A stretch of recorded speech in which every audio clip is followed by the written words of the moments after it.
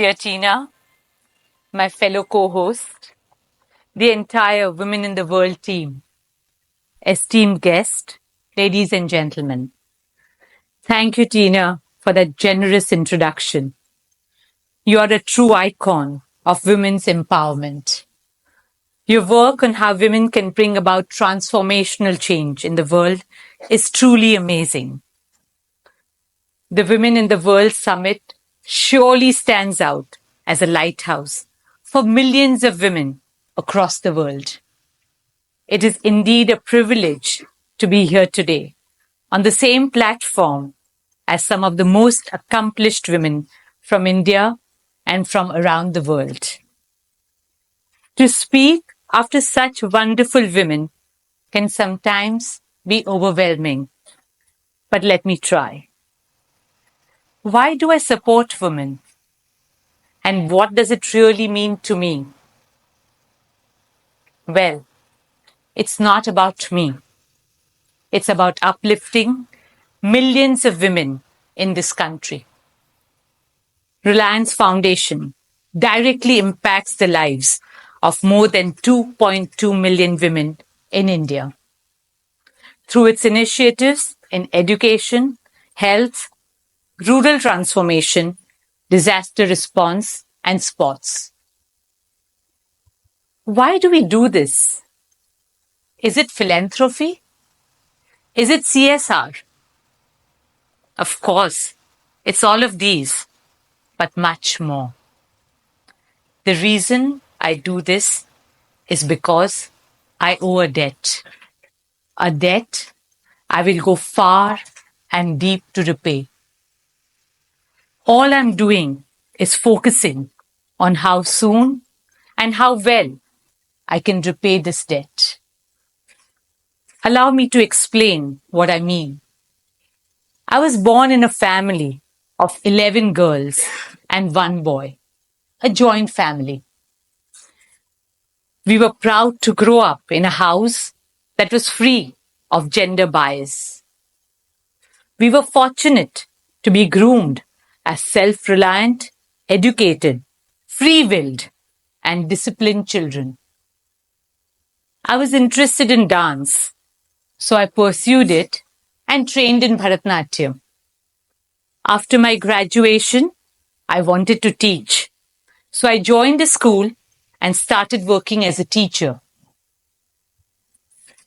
When I was getting married, the only precondition I had was that I would continue working even after marriage.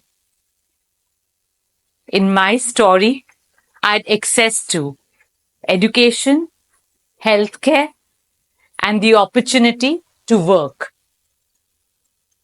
Most importantly, I could make my own choices for myself because of an environment and outlook that encouraged and enabled me.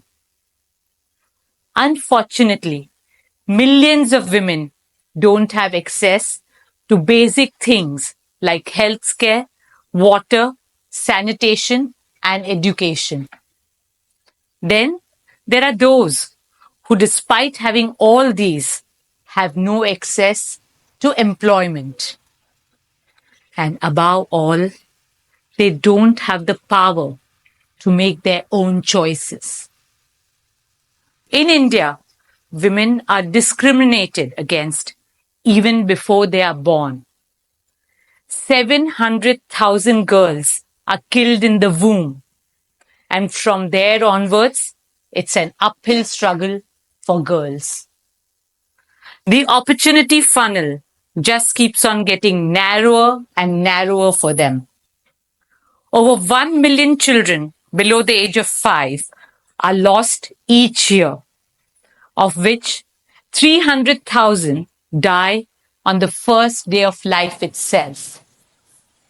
Worst, a majority of them are girls.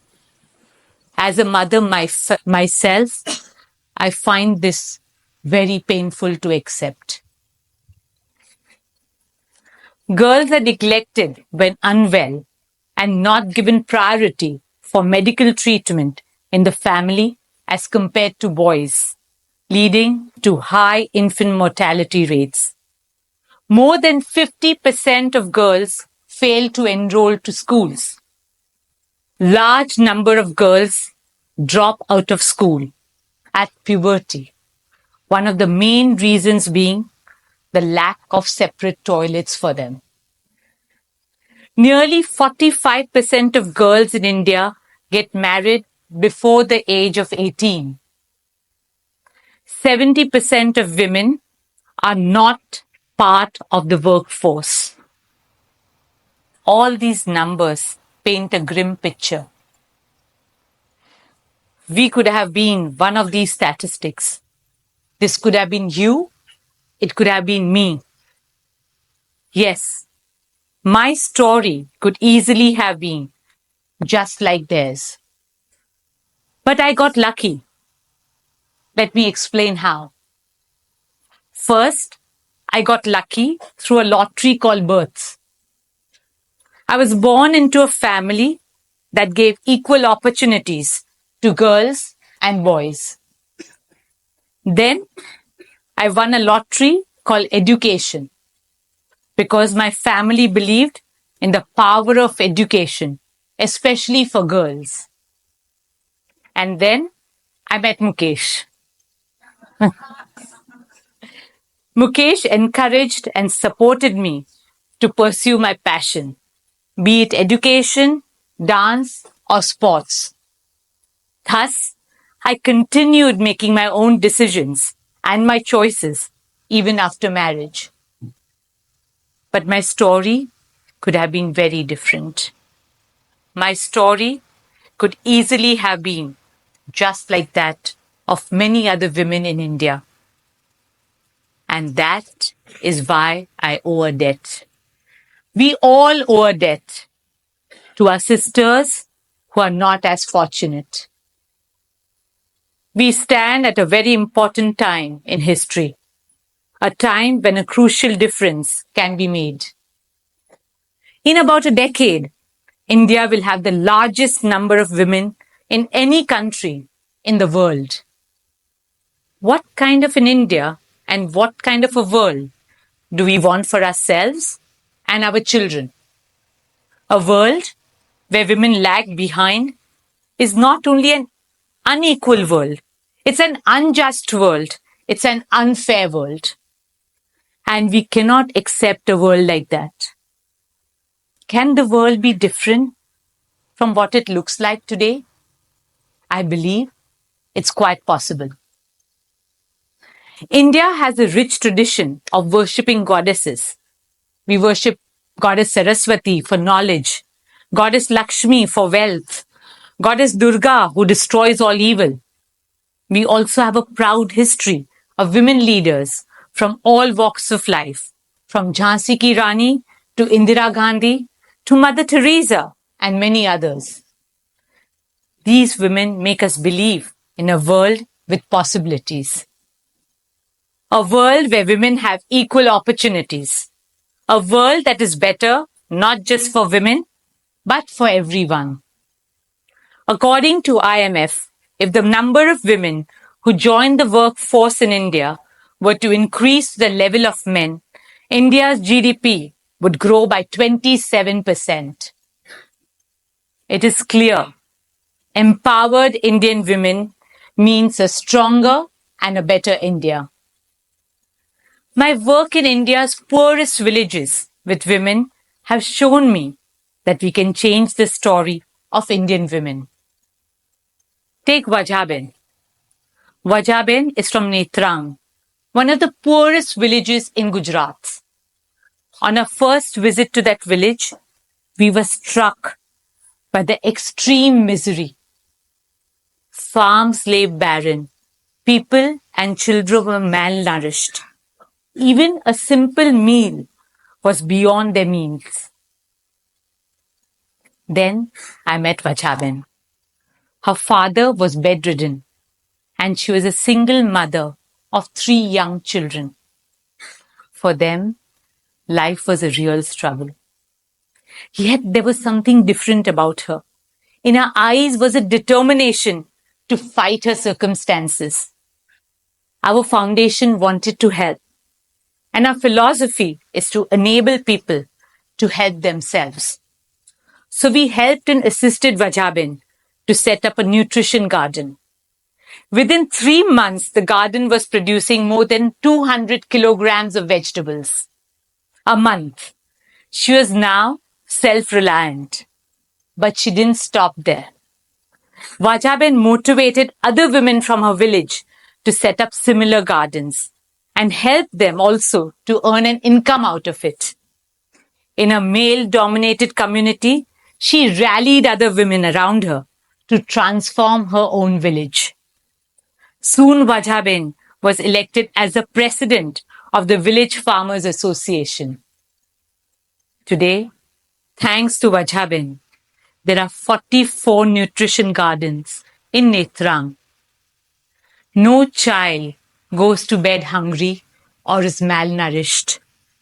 Every child goes to an Anganwadi for their well-being and education. I would like to believe there's a Vajaben in every village in India. We need to find them and empower them. They will do the rest. Another example that comes to my mind is Prakash Kaur from Jalandhar. She comes from the state which has the highest rates of female infanticide in India. Unwanted girls are thrown into garbage dumps, abandoned on railway tracks or river banks. Prakash ji started picking up these girls and gave them a home and became their mother. Today, she runs a unique home where she's a mother to 70 abandoned girls. Prakash ji gave these little girls a new life where their own parents wished them death. When I met her at Unique Home, what really touched my heart was a compassion when she told me, I have not adopted these girls. They are my real daughters. Some of these girls are well-educated teenagers today, and one of them is even studying to be a doctor. True to her name, Prakash is spreading light and hope. These stories tell us that women can make a huge difference. However, we need millions of such stories. To achieve this, we need the right mindset and the right tool set as a society and as a community. When I see people in this room and the commitment to women's empowerment, I know the future looks bright. When I look at Prakash Kaur and Vajaben and hundreds of courageous women like them, I know there's hope. Ultimately, supporting women is all about repaying the debt I owe to my sisters. It's all about ensuring that Vajaben and Prakash Kaur are not exceptions, but they become the norm. Supporting women is neither CSR or philanthropy.